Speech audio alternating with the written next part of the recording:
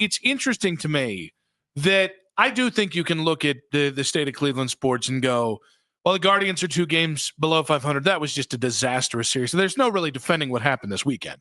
You had a players-only meeting, and they got swept by a team that I think is good, but I don't think that's a truly great team. Yeah, I mean, when you look at just some of the numbers attached to what happened this weekend, it doesn't get any worse. The 4th inning on Saturday, 6 runs, 6 hits, 0 errors. The other 35 innings the last 4 days, 0 runs, 9 hits, 8 errors. But you pair that. The Cavs got bounced. Go ahead. Sorry. No, I was just saying sweet. So you got the Cavs bounced out in the second round of the playoffs again in a gentlemanly sweep. The Browns are the Browns. And so I do understand the frustration. I do not understand the sky is falling aspect that Cleveland sports are in some state of disrepair.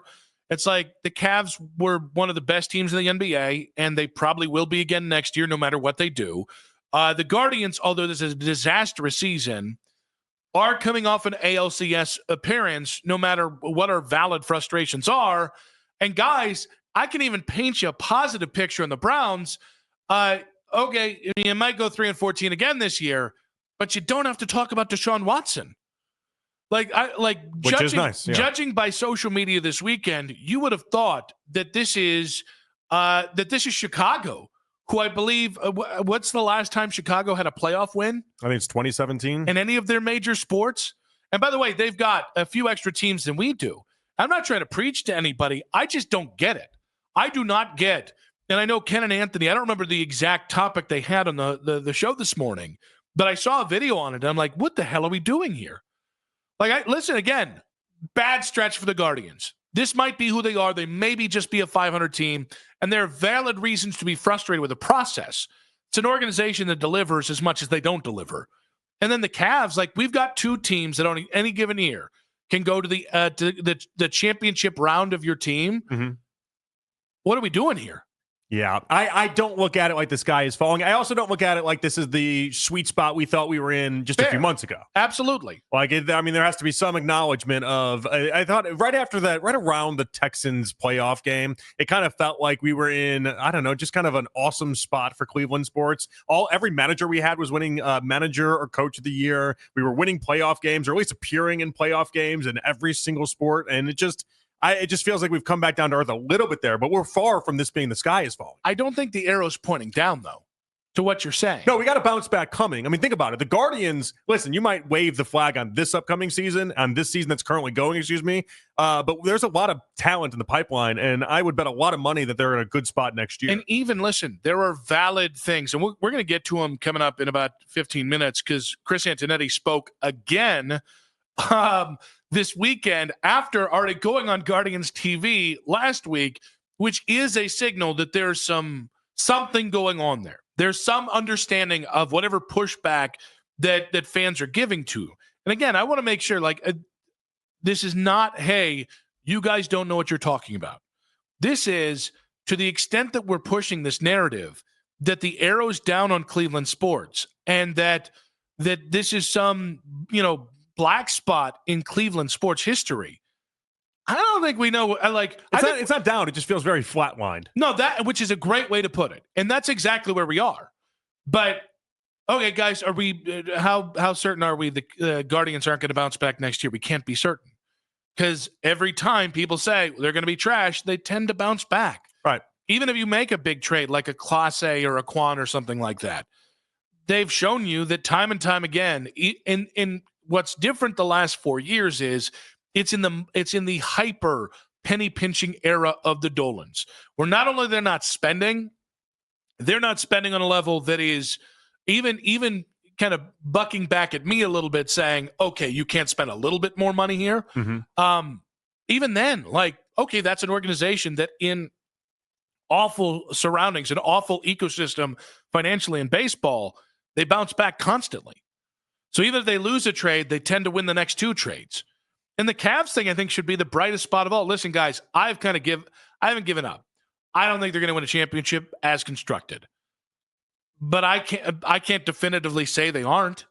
The East is seemingly, right now, they're still the favorites in the East. Well, and the East is still seemingly opening up in a way that I think is that makes something like LeBron go from desperate to, is that just the smartest way to try and win a championship next year?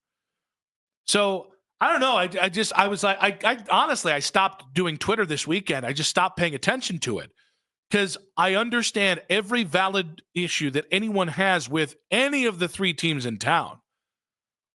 But I got to say, it's been so much worse than this so many times where none of the three teams had a chance to do anything significant that I can't bump my head. And I've been trying to figure out what's the rationale in this pity party that I think that was culminated. And I'm not trying to call the morning show out. They do a great job of gauging what fans feel. Like every other show on the station. I think I always give them credit. I think Ken and Anthony are great at figuring out exactly what the fans' temperature is. I think they're awesome at that. And so but it did make me wonder myself, am I missing something here? Engaging the fans and where the fans are at. Are they more mad than maybe what I think? I think over this weekend, I think a bunch of people were mad at the Guardians. And so maybe that's where a lot of this stems from. It's just you're having that. And then the reality that the Browns aren't very good. And it doesn't seem like the greatest convos are consistently happening around the Cavs. Well, I mean, even like there was some outcry over the Lonzo Ball deal. I'm like, guys, it was Isaac. And like, here's the thing. We took shots at Isaac because it was kind of low-hanging fruit. I do think Isaac has a chance to go somewhere and be like an Aaron Nesmith. Like as a guy who's like the seventh guy off the bench, but he's a good on-ball perimeter defender. And you even saw the Cavs have him bring up the ball later in that series as well, just to give him the opportunity to. They soured on him.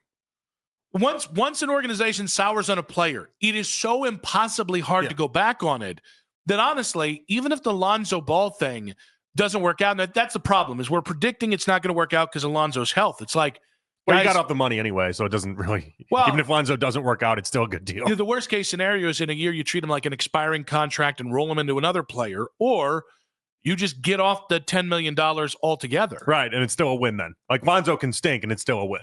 216-474-0092. So I'm just. But that's not the point. So like what you do, which is where you're like, all right, take stock. Where's everybody at? Yeah. I just then go to my own personal fandom and say, is this how I feel? And I don't think I've ever been more off just the general vibe of fans are super pissed and feel like this is a black spot for Cleveland sports.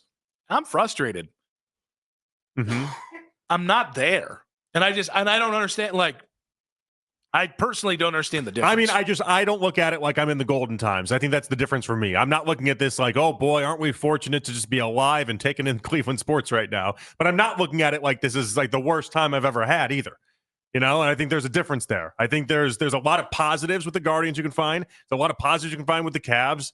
I can't find as many with the Browns right now, but I also understand 2026 will offer up different things than 2025 will. And see that. So even with the Browns, like even if we remove the Deshaun stuff, well, in a year, I think you're going to have the number one pick, and that always brings excitement.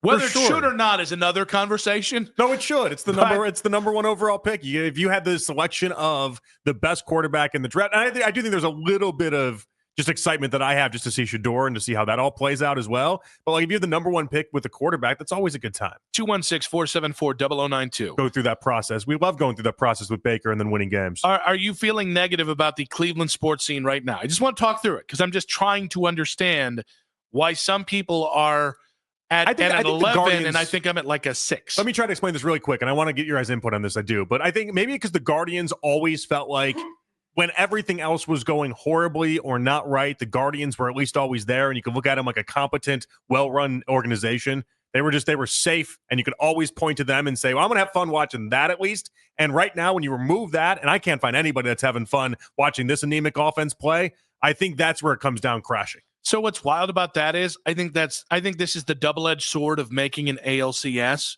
on any given year. And listen, miss me on the Naylor stuff. You weren't going to re-sign him. He's comparative to our love of Josh, he's an overrated player. And people wax poetic about Andres Jimenez, who stinks at offense. Yeah, he can't hit right now either, by the way. This isn't Omar, who is like the worst player on a team with like 5 guys of Hall of Famer ability. No, Omar still had years where he hit 300. This is not the same damn thing. And so, but I do think, specific to what you were saying, I do think some of this is the bounce back of, well, you were in the ALCS and you wasted a year.